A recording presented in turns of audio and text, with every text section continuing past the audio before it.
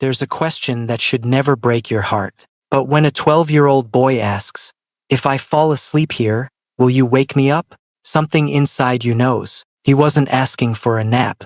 He was asking for safety.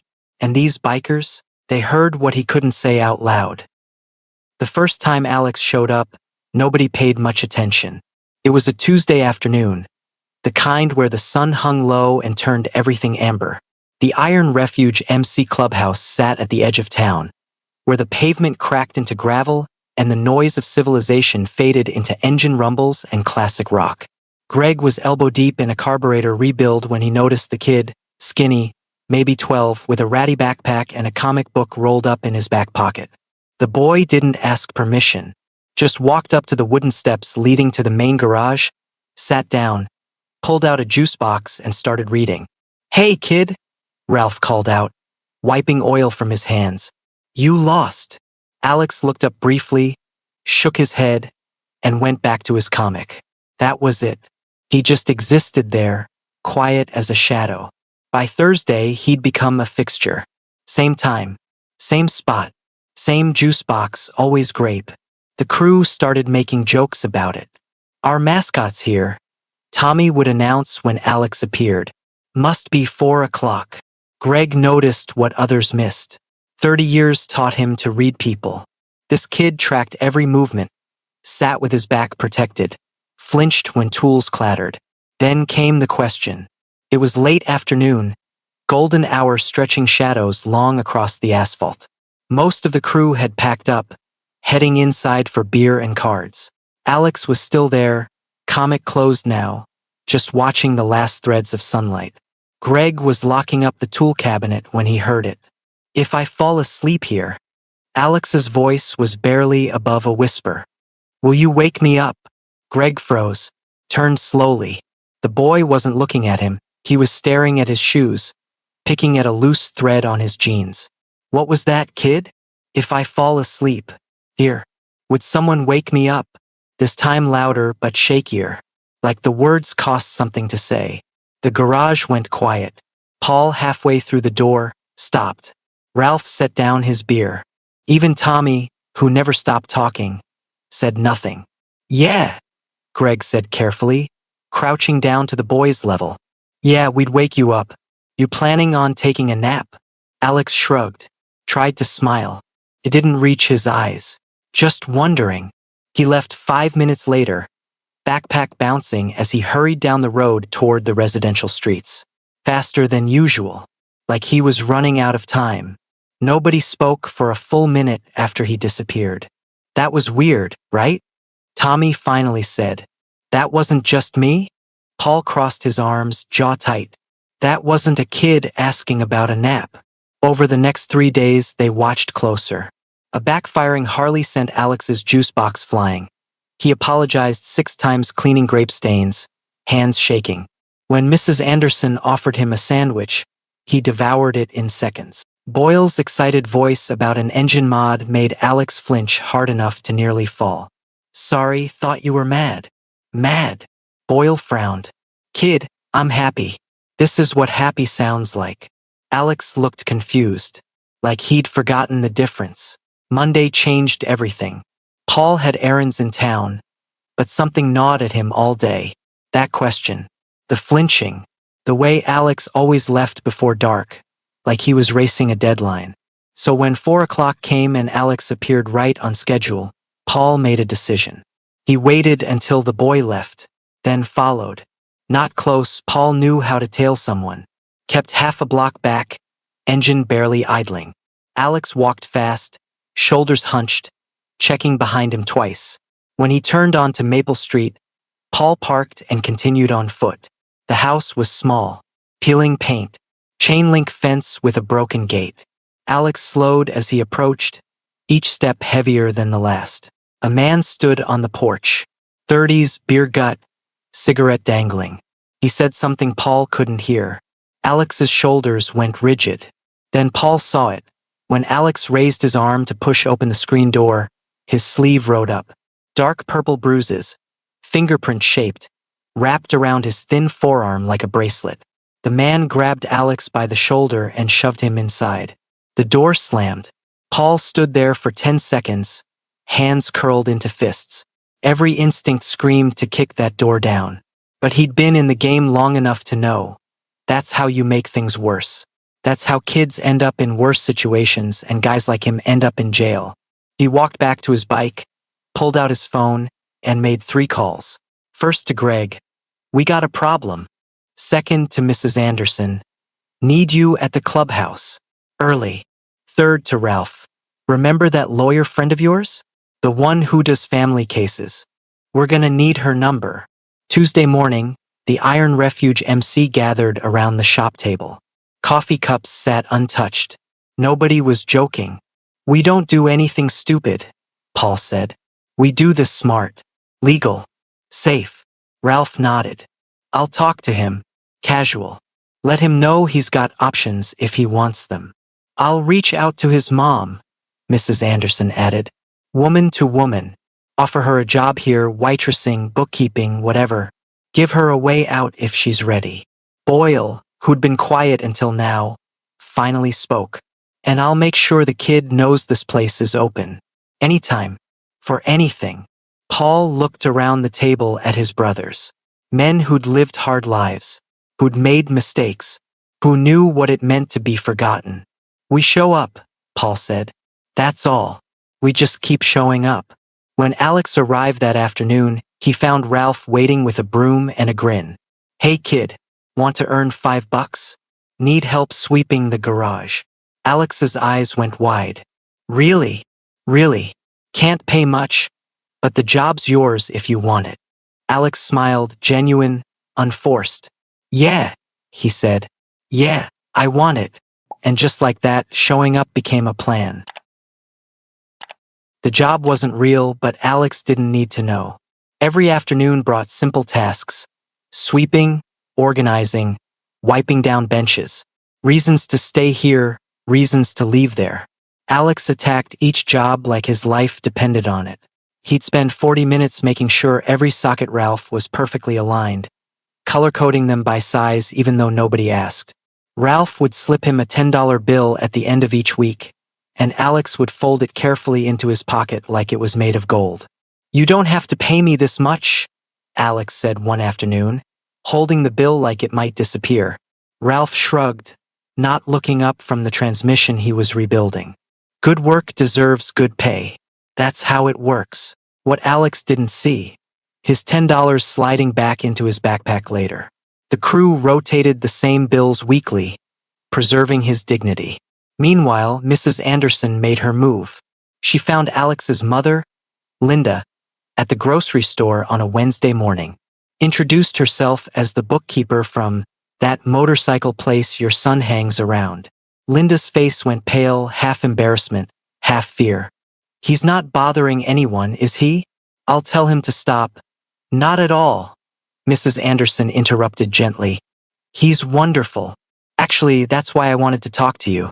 We're looking for someone to help at our cafe. Part-time. Better hours than factory work, and the pay's fair.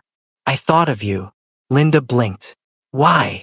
Because your son talks about you. Mrs. Anderson lied smoothly. Alex barely mentioned his mother. And because everyone deserves a chance at something better. She left her number on a napkin. Linda stared at it for a long time before tucking it into her purse. Back at the clubhouse, Boyle was building something else entirely, trust. He'd been where Alex was. The houses changed. The fear never did. Foster care from age 7 to 17.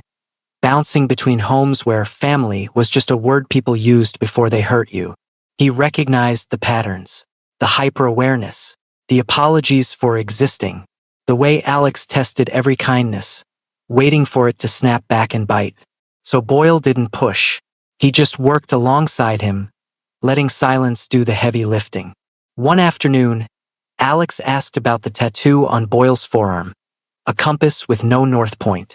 It means I used to be lost, Boyle said simply. Still am sometimes. But at least now I get to choose which direction. Alex traced the lines with his eyes. Did someone hurt you? Before? Boyle paused, Ralph halfway to the bolt. Most people danced around that question. But kids like Alex didn't ask unless they already knew the answer. Yeah, Boyle said. People who were supposed to protect me. What did you do? Survived. Found better people. He looked at Alex directly. Like I'm looking at one right now. Alex's throat bobbed. He went back to sorting bolts, but his hands weren't shaking anymore. That evening, Boyle stopped by the woodshop behind the clubhouse, spent 3 hours burning initials into a small wooden toolbox, AM, careful and clean, lined it with foam, added a starter set, screwdrivers, pliers, a small hammer. Every tool had weight and purpose. The next day, he set it on the workbench without ceremony. That's yours, Boyle said when Alex noticed it. Figured you need a proper kit if you're going to work here. Alex stared, touched the letters like they might be a trick. Mine, yours, nobody else's. For 5 full seconds, Alex didn't move. Then his eyes went wet, and he turned away fast, pretending to cough.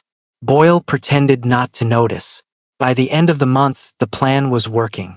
Alex stayed later each day. Linda called Mrs. Anderson's number.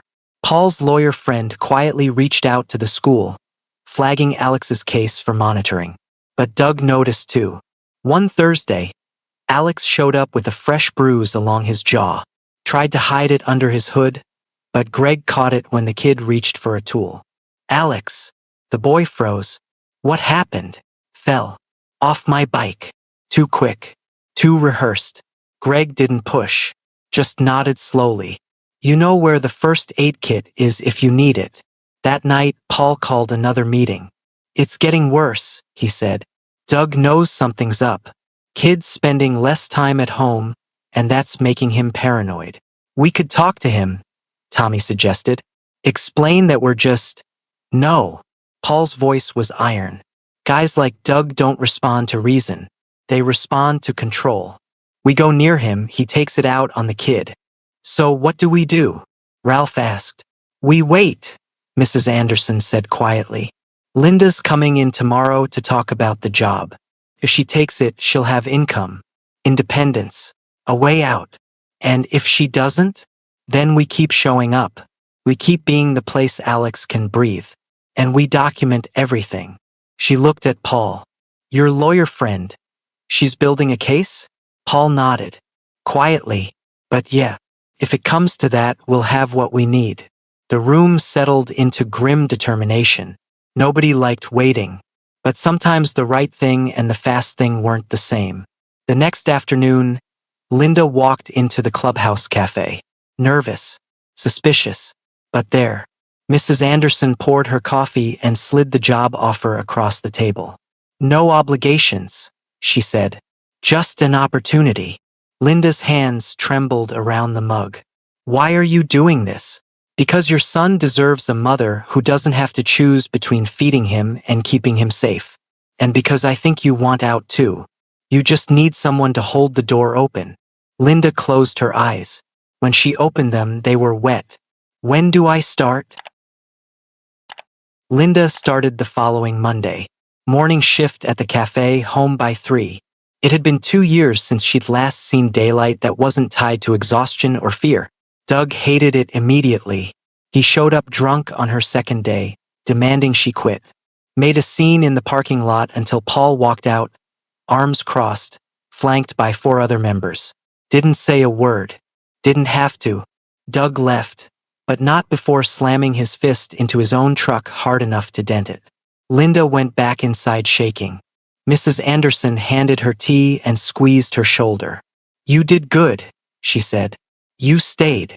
He's going to make me pay for this. Not if you're not there when he tries. That conversation planted a seed. It would take weeks to grow, but it was there now, the possibility of leaving. Meanwhile, Alex bloomed in ways nobody expected. The toolbox became his most prized possession. He carried it everywhere, showed it to anyone who'd look. Boyle taught him how to gap spark plugs, read torque specs, identify engine sounds by ear. Alex absorbed everything like a sponge, asking questions that showed he wasn't just learning. He was escaping into something that made sense. One Saturday, Tommy's bike wouldn't start. Electrical issue, tricky to diagnose. Alex watched Boyle work for 20 minutes before quietly saying, "Could be the relay switch." Boyle paused, checked. The kid was right. "How'd you know that?" Alex shrugged. "Read about it. In the manual you left on the bench." "You read the service manual? For fun. Is that weird?" Boyle grinned. "Nah, kid. That's perfect." The crew started treating him differently after that. They stopped explaining things twice, started asking his opinion, let him hand them tools, explain what they were doing and why. Alex's vocabulary shifted from comics to carburetors, from superheroes to suspension systems. Every Friday, Ralph forgot a comic on the workbench. Spider-Man issues about kids who kept getting back up. "You keep forgetting these," Alex would say. "Getting old. Better hold on to it for me." Both knew the game. Neither broke it. By November, Alex started talking about his dad leaving when he was 6, how he thought being better might have made him stay. About lying to the guidance counselor because truth felt like betrayal. About nightmares where doors disappeared and nothing could save him. "What do you do?" Greg asked. "In the dream. I wake up before it catches me." Smart. But you know what's smarter? Realizing it's just a dream. You're not actually trapped, Alex. Not anymore. The boy looked at him for a long moment. "It doesn't feel that way. Not yet. But it will." Linda's transformation was slower but just as real. Mrs. Anderson didn't just give her a job. She gave her language. Taught her about restraining orders, domestic violence resources, tenant rights. Information without pressure. Seeds planted in silence. The breaking point came in early December. Alex showed up with a split lip and wouldn't explain. Linda arrived 10 minutes later, face pale, and pulled Mrs. Anderson aside. "He grabbed Alex last night. Slammed him against the wall because dinner wasn't ready." Her voice cracked. "I tried to stop him and he—" She touched her own ribs gently. "I can't do this anymore. I can't watch him hurt my son." "Then don't," Mrs. Anderson said. "We have a place lined up. Small apartment across town. Paul knows the landlord. First month's rent is covered. You can move this weekend. I don't have money for a deposit." "It's handled. The job gives you income. The apartment gives you safety. The rest we figure out as we go." Linda sobbed once, sharp and sudden, then pulled herself together. "What if he finds us? Then he deals with us." Mrs. Anderson's voice went cold. "And trust me, Linda, he doesn't want that." Moving day was Saturday. Paul called in every favor he had. By noon, a convoy of pickups and bikes descended on Maple Street. Doug was at a bar. Paul made sure of that, sending Tommy to accidentally run into him and keep him distracted with drinks and lies about a poker game. They moved fast. Furniture, clothes, dishes, Alex's comics. Everything that mattered fit into 3 trucks. Linda cried twice. Alex didn't cry at all. He just watched these men, these rough strangers, carry his life to somewhere safer. Boyle handed him a duffel bag as they loaded the last box. "Go pack your room. Anything you don't want him touching." Alex came back 15 minutes later with the bag stuffed. Boyle didn't ask what was inside.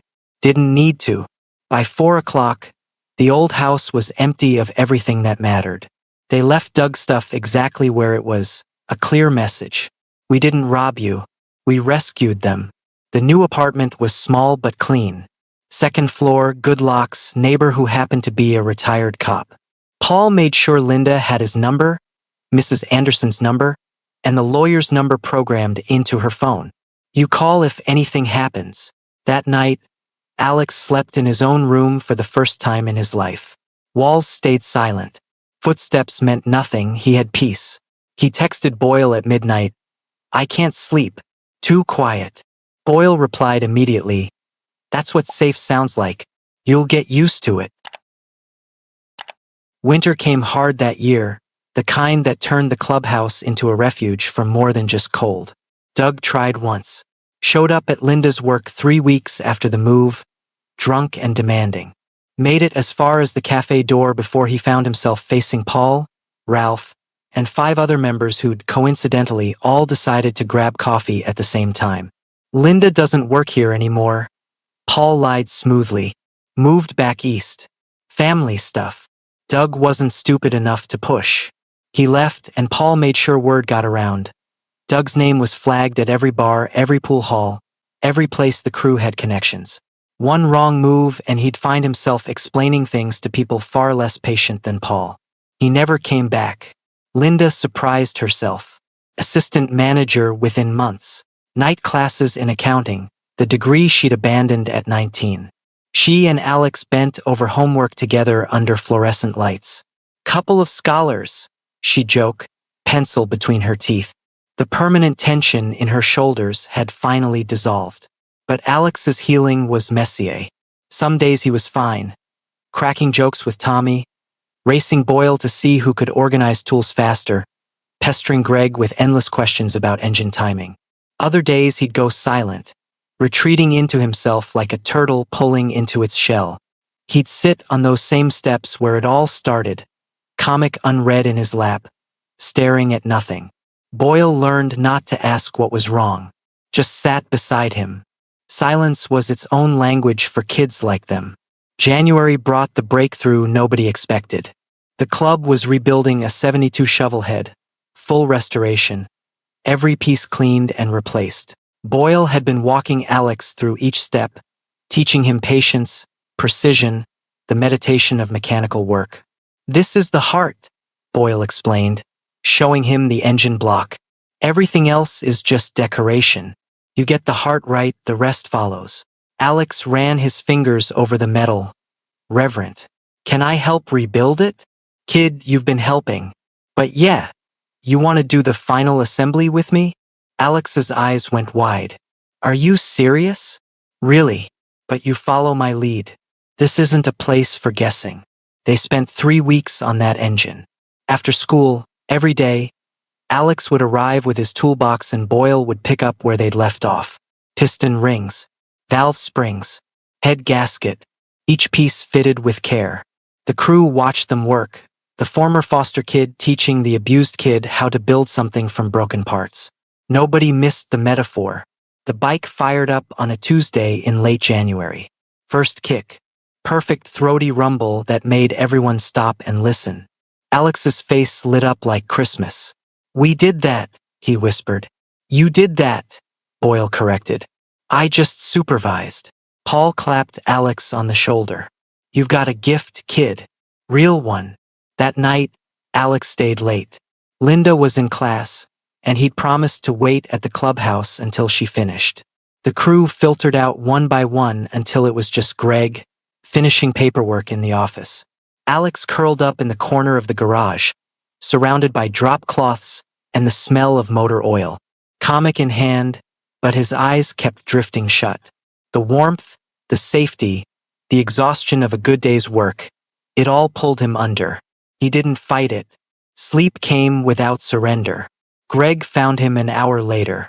The comic had slipped from his fingers, and he was breathing deep and steady, face relaxed in a way Greg had never seen. Hey, Alex. Greg's voice was gentle. He crouched down, touched the kid's shoulder lightly. Time to wake up, buddy. Alex stirred, blinking confused. For a second, panic flashed across his face, the instinct of someone used to waking up in danger. Then he saw Greg, saw the garage, remembered where he was. You promised, right? Alex mumbled, still half asleep. You'd wake me up? Greg felt something crack in his chest. All these months later, and the kid still needed to check, still needed to hear it. Every time, kid, Greg said, voice rough. Every time. Alex sat up slowly, rubbing his eyes. I wasn't scared, he said, like he was surprised by his own words. I slept. That's what you're supposed to do here. Be safe enough to rest. They sat there for a moment, the old mechanic and the young apprentice, in comfortable silence. Linda arrived 20 minutes later, textbooks under her arm, smiling when she saw her son. Ready to go home? Alex grabbed his toolbox. His initials still burned clear into the wood, and nodded. But he paused at the door, turned back to Greg. Thanks. for waking me up. Anytime you need it. As they drove away, Greg watched from the doorway. Paul appeared beside him, coffee in hand. Kids doing good, Paul observed. Yeah, they both are. You know what the best part is? Paul took a sip. He doesn't flinch anymore. Took me 3 days to realize. Nobody's raised their voice in weeks and he hasn't jumped once. Greg smiled. Because he finally knows the difference between noise and danger. Think he'll stick around? Once he's older. Hope so. We could use a mechanic who actually reads the manuals. They stood there as the winter wind picked up, carrying the sound of bikes and laughter from inside the clubhouse. Somewhere in town, Alex was probably already asleep in his own bed, in his own room, with locks that worked and a mother who was present. He'd never asked that question again, if someone would wake him up. Didn't need to. He'd learned that safety wasn't about being woken up. It was about being allowed to sleep in the first place. And the Iron Refuge MC, men who'd seen too much darkness, who carried their own scars, had been reminded why they wore the patch at all. The open road mattered. Brotherhood mattered. But this mattered more. But for moments like this, for kids like Alex, for being there when nobody else was, sometimes the loudest cries for help are the quietest ones. And sometimes saving a life is as simple as showing up. Every single time. This story reminds us that heroes don't always wear capes. Sometimes they wear leather and grease-stained hands. What would you do if you heard that question? Tell us in the comments. And if this story touched you, share it with someone who needs to remember, you're not alone. Subscribe to embrace the journey for more stories that matter. See you in our next video.